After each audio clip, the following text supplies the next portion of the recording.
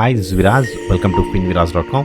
So ఈరోజు మార్కెట్లో ఏం జరిగింది, నిఫ్టీ అండ్ బ్యాంక్ నిఫ్టీలో ప్రైస్ యాక్షన్ ఎట్లా వర్క్ అయింది, రేపటి మార్కెట్లో ఏ విధంగా ఉండడానికి అవకాశం ఉంది, ఈచ్ అండ్ ఎవ్రీథింగ్ ఈ వీడియోలో డిస్కస్ చేసుకుందాము. వీడియో లాస్ట్ వరకు చూడండి. ఓకే, సో ఫస్ట్ మనం నిఫ్టీ గురించి మాట్లాడుకుంటే, నిన్న మనం మాట్లాడుకున్న లెవెల్స్ ఏంటండి, స్వింగ్ హై టు స్వింగ్ లో వేస్తే this is the resistance zone, ఇంతవరకు రావడానికి అవకాశం ఉంది.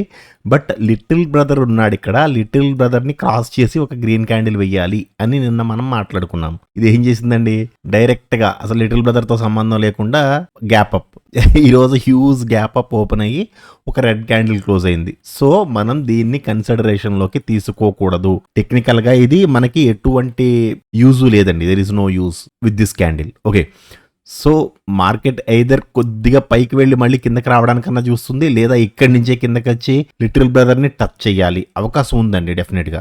సో కొద్దిగా కిందకి వచ్చి పైకి వెళ్ళడానికి అవకాశం ఉంది.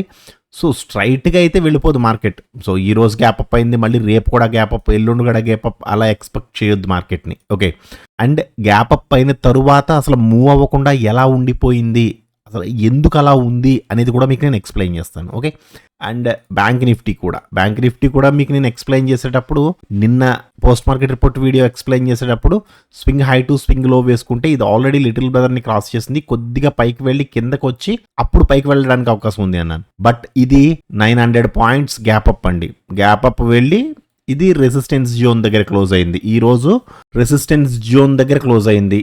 సో ఇది కూడా మనకి నాట్ వ్యాలిడ్ క్యాండిల్, దీన్ని కూడా మనం కన్సిడరేషన్లోకి తీసుకోకూడదు యాజ్ పర్ ద టెక్నికల్స్ ప్రకారం. ఇది టెక్నికల్గా మూవ్ అవ్వలేదండి, అది మూవ్ అవ్వలేదు, జంప్ అయ్యింది. ఓకే, సో మనకి there is no technicals in this gap up.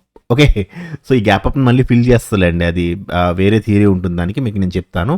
So ఇప్పుడు నిఫ్టీ అండ్ బ్యాంక్ నిఫ్టీలో 5 minutes and 15 minutesలో ఏం జరిగింది అనేది ఎక్స్ప్లెయిన్ చేసుకుందాము. సో ఫస్ట్ మనం నిఫ్టీలో చూస్తే, ఇది స్క్రీన్ పెద్ద చేస్తున్నాను. సో ఫస్ట్ నిఫ్టీలో చూస్తే first 5 minutes candle gap up అండి. సో నిన్న మనకి శుక్రవారం క్లోజింగ్కి ఈరోజు ఓపెనింగ్కి 350 పాయింట్లు, దాదాపుగా 350 పాయింట్లు గ్యాప్ అప్ ఉందండి, అంటే 1.5% అప్.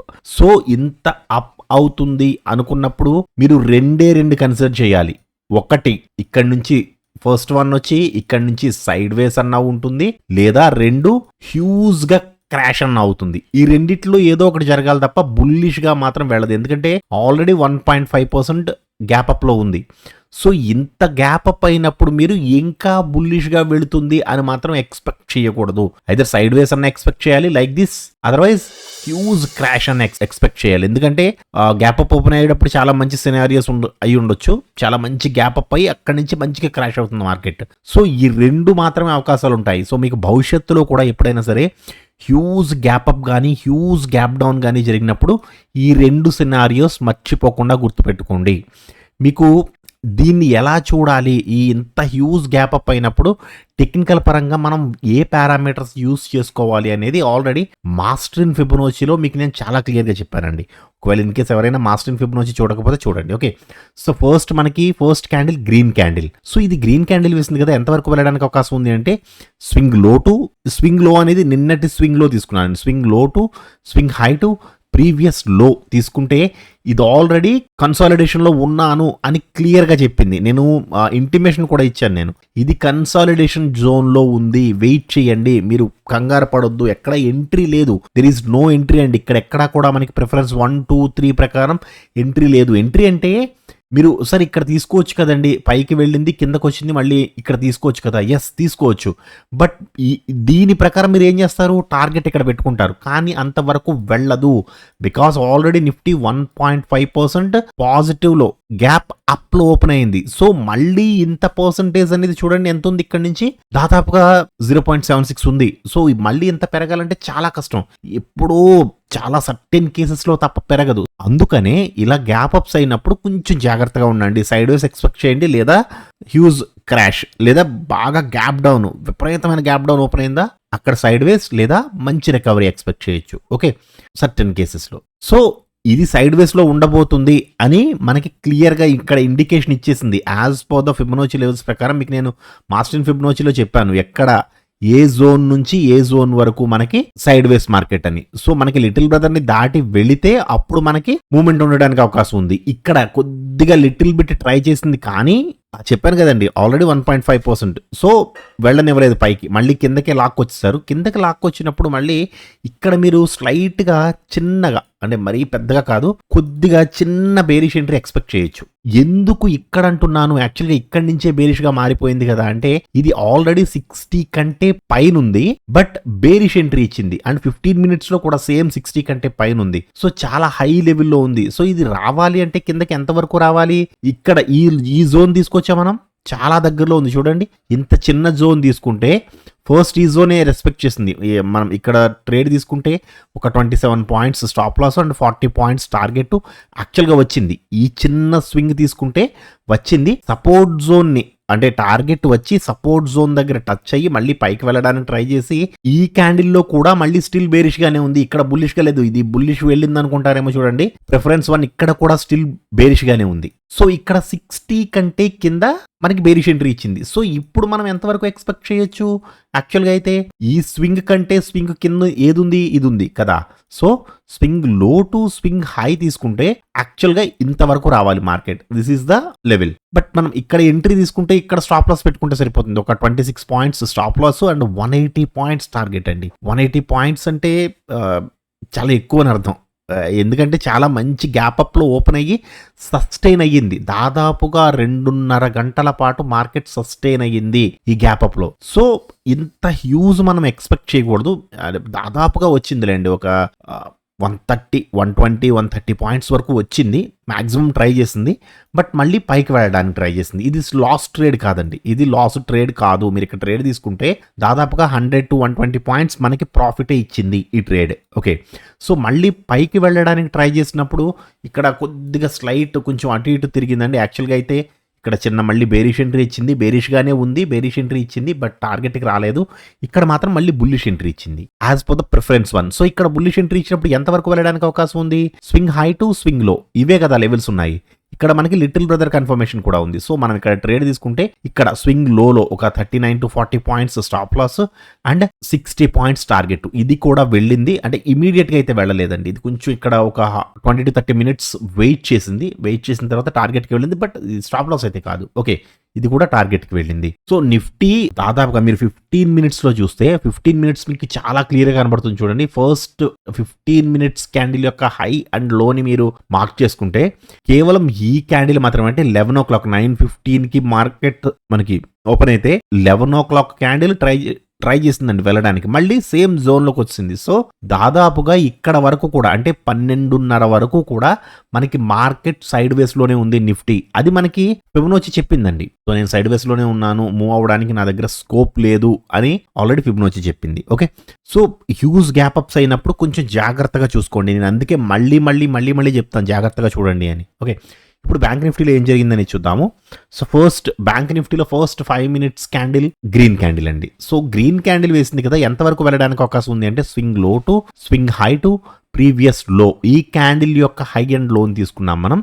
ఇది కూడా సేమ్ జోన్లోనే ఉంది, ఒక జోన్. ఇది కూడా మూవ్ అవ్వడానికి స్పేస్ లేదు. ఇది కూడా ఎందుకంటే యాక్చువల్గా చెప్పాలంటే నిఫ్టీ కంటే కూడా బ్యాంక్ నిఫ్టీ ఇంకా ఎక్కువ గ్యాప్ అప్లో ఓపెన్ అయిందండి. Nifty 1.5%, but bank Nifty 1.8% gap అప్లో ఓపెన్ అయింది. సో కొంచెం కష్టతరమే, ఇంకా ఇక్కడి నుంచి వెళ్ళడానికి కూడా కష్టతరమే. ఇది చాలా సేపు అండి చూడండి, ఓపెన్ అయిన క్యాండిల్ దగ్గర నుంచి దాదాపుగా ఈ క్యాండిల్ వరకు కూడా, అంటే 3 గంటల 40 నిమిషాల పాటు మార్కెట్ ఒకే రేంజ్లో తిరిగింది. అదేంటి సార్, ఇది ఇక్కడ బేరిష్ ఎంట్రీ ఇచ్చింది కదండి అని మీరు అనుకోవచ్చు. ఎస్, ఇక్కడ బేరిష్ ఎంట్రీ ఇచ్చింది. సరే ఇదంతా వదిలేసారేమండి, ఎందుకు సార్ చెప్పలేదండి, ఇక్కడ మీకు ఎక్కడ ఎంట్రీ తీసుకోవడానికి లేదండి.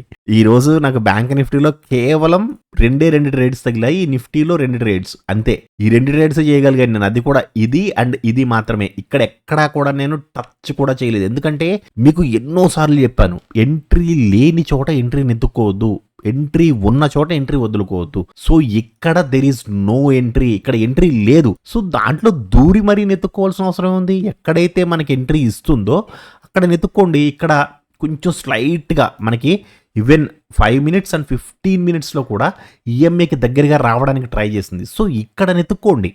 అండ్ ప్రిఫరెన్స్ 1 కూడా ఆల్రెడీ ఇక్కడ మనకి బేరిష్గా ఉంది. సో ఇటువంటి ఏరియాలో మనం చిన్న రిస్క్ చేసి చూడండి ఎంతవరకు రావడానికి అవకాశం ఉంది. స్వింగ్ లో టు స్వింగ్ హై తీసుకుంటే మనం ఇక్కడ ట్రేడ్ తీసుకుంటే ఈ ఏరియాలో ఎక్కడ తీసుకున్నా సరే మీరు ట్రేడ్ ఇక్కడ స్టాప్ లాస్ పెట్టుకోవాల్సి ఉంటుంది. ఒక 65 to 70 points stop loss and 185 points target వచ్చింది. టార్గెట్ ని హిట్ అయింది అండ్ సపోర్ట్ జోన్ లో చాలా సేపు హోల్డ్ చేసింది. హోల్డ్ చేసిన తర్వాత మళ్ళీ పైకి వెళ్తున్నప్పుడు ఈ క్యాండిల్ లో మళ్ళీ బుల్లిష్ ఎంట్రీ ఇచ్చింది. ఈ క్యాండిల్ లో అనకూడదు కానీ యాక్చువల్ గా ఈ జోన్ లో అనాలి. ఎందుకంటే పెద్ద మూమెంటం లేదండి. మీరు కరెక్ట్ గా చూస్తే పెద్దగా మూమెంటం లేదు, చాలా తక్కువ మూవ్ అయింది. సో ఈ జోన్ లో మనకి బుల్లిష్ మూమెంటం ఇచ్చింది. సో ఇక్కడ మళ్ళీ ఈ క్యాండిల్లో మళ్ళీ బుల్లిష్గా టర్న్ అయితే ఎంతవరకు వెళ్ళడానికి అవకాశం ఉంది అంటే స్వింగ్ హై టు స్వింగ్ లో ఇదే జోన్ ఉంది. సో ఆల్రెడీ లిటిల్ బ్రదర్ని కూడా క్రాస్ చేసి కొంచెం పైన ఉంది కాబట్టి మనం లిటిల్ బిట్ దీన్ని డేర్ చేసి తీసుకోవచ్చు. 60 points stop loss, 60 points target వెళ్ళింది. ఈవెన్ సింగిల్ క్యాండిల్లో టార్గెట్ని కొట్టి మళ్ళీ ఇంకా కొంచెం పైకి కూడా వెళ్ళింది. స్టాప్ లాస్ ట్రేడ్ కాదండి, హ్యాపీగా profitable trade. Okay, so gap up, huge gap up అయినప్పుడు మాత్రం ఈ విషయం గుర్తుంచుకోండి. అండ్ రేపు మార్కెట్లు ఏ విధంగా ఉండడానికి అవకాశం ఉంది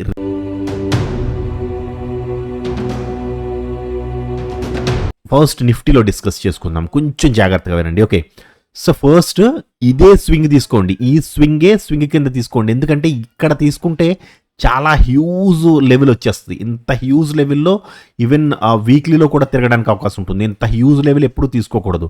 మనం రేపటి మార్కెట్లో ఓన్లీ డైలీ మార్కెట్లో మాట్లాడుకుంటున్నాం కాబట్టి ఇది తీసుకోండి. ఈ క్యాండిల్ యొక్క స్వింగ్ లో టు స్వింగ్ హై తీసుకుంటే ఒకవేళ ఇన్ కేస్ ఫ్లాట్ ఓపెన్ అయ్యి మార్కెట్ రేపు ఫ్లాట్ ఓపెన్ అయ్యి ఫస్ట్ క్యాండిల్ గ్రీన్ క్యాండిల్ వేస్తే ఇది పైకి ఎంతవరకు వెళ్ళడానికి అవకాశం ఉంటుంది అంటే అప్ టు జీరో జోన్ చూడండి. సో జీరో జోన్ని కూడా దాటి పైకి వెళ్ళింది అంటే అప్పుడు ఈ లెవెల్ కాదు, మీరు వేసుకోవాల్సింది స్వింగ్ లో to swing high to previous లో ఈ లెవెల్ వేసుకోండి. ఇక్కడ మనకి రెసిస్టెన్స్ జోన్ ఉంటుంది. ఓకే, జీరో జోన్ని దాటింది అంటే రెసిస్టెన్స్ జోన్ వస్తుంది. అలా కాదండి, ఫ్లాట్ లో రెడ్ క్యాండిల్ ఓపెన్ అయింది అనుకుంటే మనకి ఇక్కడ లిటిల్ బ్రదర్ ఉన్నాడు. లిటిల్ బ్రదర్ దగ్గర మంచి రెడ్ క్యాండిల్ వేసింది అంటే అప్ టు సపోర్ట్ జోన్ వరకు రావడానికి అవకాశం ఉంటుంది. సపోర్ట్ జోన్ లో మంచి రెడ్ క్యాండిల్ వేస్తే స్ట్రాంగెస్ట్ సపోర్ట్. ఓకే, ఇప్పుడు గ్యాప్ అప్ లో గ్రీన్ క్యాండిల్ వేసింది. సేమ్ మీకు ఏదైతే నేను ఇందాక చెప్పిన లెవెల్ ఉందో గ్యాప్ అప్ లో గ్రీన్ క్యాండిల్ వేసింది అంటే మీకు ఇందాక లెవెల్స్ చెప్పాను కదండి, స్వింగ్ లో to swing high to previous లో అని. మీరు ఈ స్వింగ్ తీసుకున్నా పెద్దగా డిఫరెన్స్ ఉండదు. ఒకవేళ ఇన్ కేసు ఇది మంచి గ్రీన్ క్యాండిల్ వేస్తే మాత్రం, అంటే బాగా పెద్ద గ్రీన్ క్యాండిల్ వేస్తే అప్పుడు ఈ స్వింగ్ తీసుకోండి. ఓకే, సో ఇది స్వింగే కిందకి వచ్చి ఇక్కడ మీరు 5 minutesలో చూస్తే అర్థమవుతుంది. కిందకి వచ్చి పైకి వెళ్ళింది అండ్ ఇక్కడ కూడా కిందకి వచ్చి పైకి వెళ్ళింది. సో దీన్ని కూడా స్వింగ్ కింద కన్సిడర్ చేయొచ్చు. సో ఇది పెద్ద గ్రీన్ క్యాండిల్ వేసిందా, లిటిల్ బిట్ గ్రీన్ క్యాండిల్ అనేది చూడండి. లైట్ గ్రీన్ క్యాండిల్ అయితే ఈ లెవెల్ తీసుకోండి. ఈ లెవెల్ తీసుకుంటే మీకు లిటిల్ బ్రదర్ ని క్రాస్ చేస్తూ కానీ లేదా లిటిల్ బ్రదర్ కంటే పైన కానీ ఒక మంచి గ్రీన్ క్యాండిల్ వేస్తే అప్ టు రెసిస్టెన్స్ జోన్ లో మంచి గ్రీన్ క్యాండిల్ క్లోజ్ అయింది అంటే అప్ టు స్ట్రాంగెస్ట్ రెసిస్టెన్స్ వరకు వెళ్ళడానికి అవకాశం ఉంటుంది.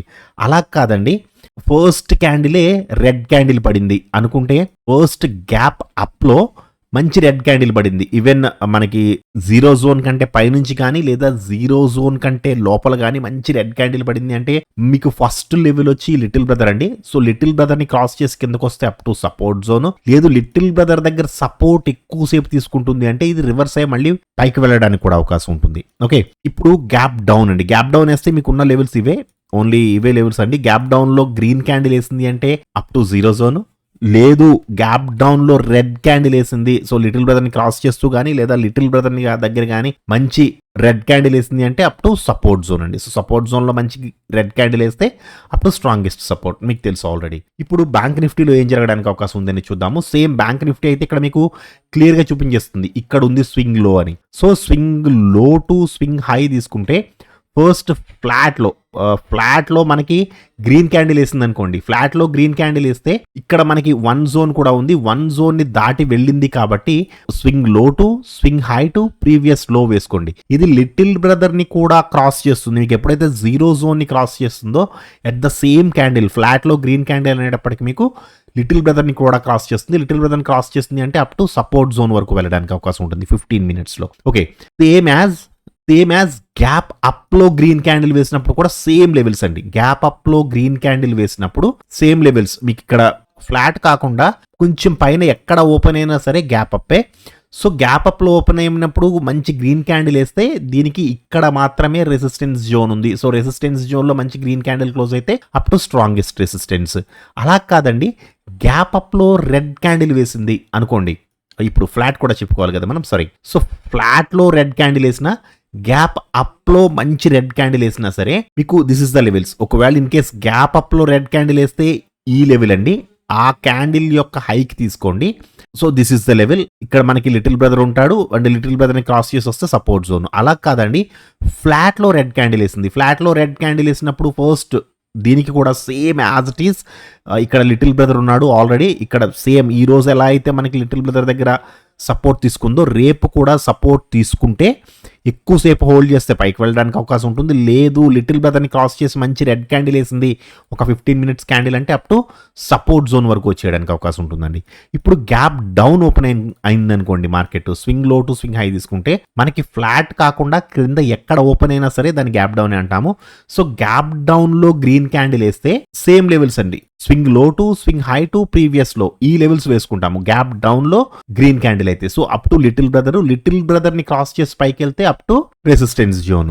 గ్యాప్ డౌన్ లో రెడ్ క్యాండిల్ వేసింది అనుకుంటే మనకి ఇక్కడ ఆల్రెడీ లిటిల్ బ్రదర్ ఉన్నాడు, లిటిల్ బ్రదర్ ని క్రాస్ చేసి కిందకు వస్తే సపోర్ట్ జోన్ లో మంచి రెడ్ క్యాండిల్ వేస్తే అప్ టు స్ట్రాంగెస్ట్ సపోర్ట్. ఓకేనా అండి. సో రేపటి జోన్స్ కొంచెం డిఫికల్ట్ గా ఉన్నాయండి, ఎందుకంటే ఈ గ్యాప్ వల్ల, ఈ గ్యాప్ ఏదైతే ఉందో ఈ గ్యాప్ కొంచెం ఇబ్బందికరమైన గ్యాప్. సో కొంచెం ఇబ్బందికరంగా ఉన్నాయి.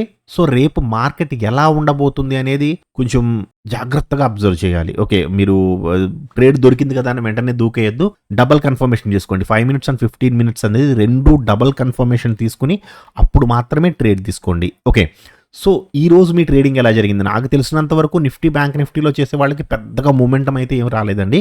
సో మీ ట్రేడింగ్ ఎలా జరిగింది? మీరు ఎన్ని పాయింట్స్ గ్రాప్ చేయగలిగారు? అసలు ఇటువంటి గ్యాప్ అప్స్ అయినప్పుడు మీ సైకాలజీ ఎలా వర్క్ అయ్యింది అనేది కూడా కామెంట్ సెక్షన్లో చెప్పండి. ఓకేనండి. Thank you so much.